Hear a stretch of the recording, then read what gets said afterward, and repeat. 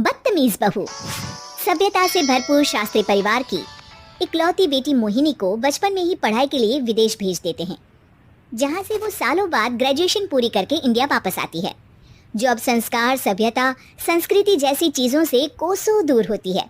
एक सुबह Mohini short dress पहने, कानों में हेडफोन लगाए जोर जोर से इंग्लिश गाने गाती हुई घर में घूम रही होती है। सुबह सुबह भगवान का नाम लेते हैं, राक्षसों की तरह चिल्लाते नहीं। पॉप्स, आपको अच्छे गाने की बिल्कुल समझ नहीं है, सो ठीक है, चिल पिल। अरे मोहिनी, पापा से ऐसे बात करते हैं क्या? सारी तमीज भूल गई हो। ओह मॉम प्लीज, इतनी बड़ी भी कोई बात नहीं हुई, सो डोंट ओवररिएक्ट। ऐसे ही दिन बीतते हैं जिसमें मोहिनी के तौर तरीके, रहने और बात करने का ढंग उसकी मम्मी पापा को परेशान करने लगता है। भला कोई मानेगा कि ये मेरी बेटी है? रीति रिवाज और संस्कारों से तो इसका दूर दूर तक कोई नाता नहीं, और अब तो लगता भी नहीं कि कभी होगा। अरे ऐसे कैसे नहीं होगा? लड़कियां सारे नखरे अपने माँ बाप को ही दिखाती है। ससुराल जाकर उन्हें सब कुछ करना भी पड़ता है और मानना भी। पत्नी की बात शास्त्री जी समझ जाते हैं और कुछ ही दिनों में अपने से भी ज्यादा धार्मिक परिवार में निखिल के साथ मोहिनी का रिश्ता पक्का कर देते हैं। रिश्ता तो पक्का कर दिया, पर यहाँ मोहिनी को कैसे मनाएंगे? शादी ब्याह के मामले में आटे में नमक जितना झूठ तो चलता है जी। इसी तरह एक के बाद एक तिकड़म लगाते हुए दोनों मिलकर मोहिनी को शादी के लिए तैयार कर लेते हैं और मोहिनी निखिल की शादी हो जाती है, जिसके अगले दिन से ही मोहिनी दोबारा अपने पूरे अवतार में शॉर्ट ड्रेस पहनकर घर में घूमने लगती है। बहू को ऐसे देख सास की आंखें फटी की फटी रह जाती हैं। अरे ये क्या बेशर्मी है, हमारे घर की लड़कियां जींस तक नहीं पहनती और तुम बहू होकर इतने छोटे कपड़े पहनकर पूरे घर में घूम रही हो। सीरियसली मॉम, प्लीज आप अपनी इस 80 के दशक वाली सोच में मुझे इंक्लूड मत करो। हाय तौबा, एक तो बेशर्मी दिखाती है, ऊपर से सास के साथ जुबान भी लड़ाती है। अरे जल्दी कपड़े बदल कर आ, घर की पहली आरती तुम्हें ही करनी है। इतनी देर में निखिल भी वहां आ जाता है। माँ पापा आने वाले हैं, पूजा का सारा सामान तैयार है ना?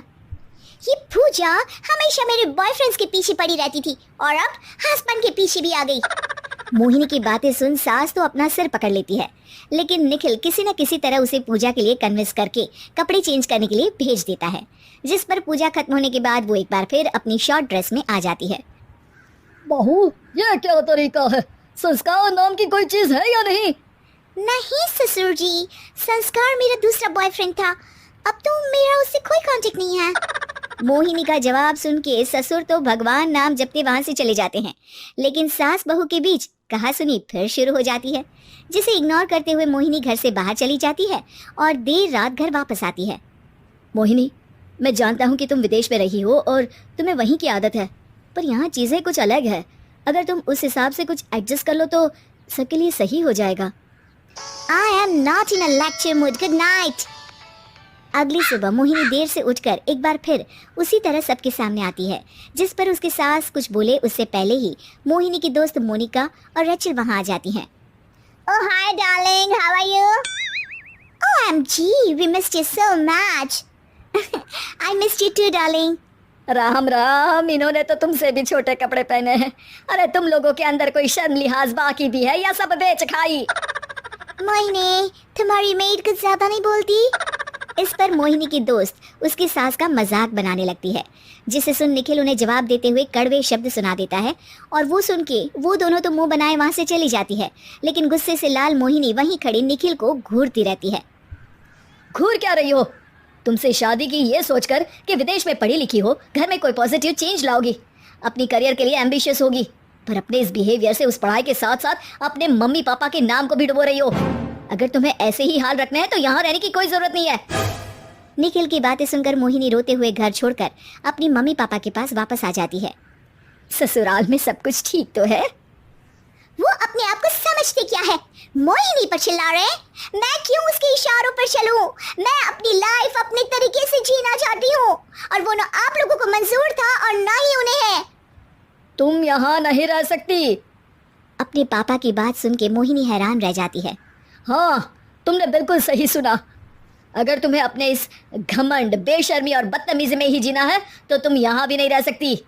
बेटी मैं मानता हूँ, हमारे यहाँ रीति रिवाज बहुत मायने रखते हैं और हमने उन्हीं के ओवरडोज से बचाने के लिए तुम्हें विदेश भेजा था। एक लड़की जो शादी करके घर और बच्चे संभालती है, उससे तुम अपने आप को ज़्यादा समझ सको इसके लिए भेजा था। तुम उससे ज़्यादा समझो और बनो, पर तुम तो किसी दूसरी ही ट्रेन में चढ़ गई बेटा। उसके मम्मी पापा बहुत देर तक मोहिनी को सारी बातें समझाते हैं, जिन्हें सुनकर मोहिनी को अपनी गलती का एहसास होता है। वो जॉब ज्वाइन कर लेती है और ससुराल वापस आकर उन्हें मॉडर्न बनाती है और खुद भी कुछ रिवाज सीखते हुए खुशी से रहने लगती है।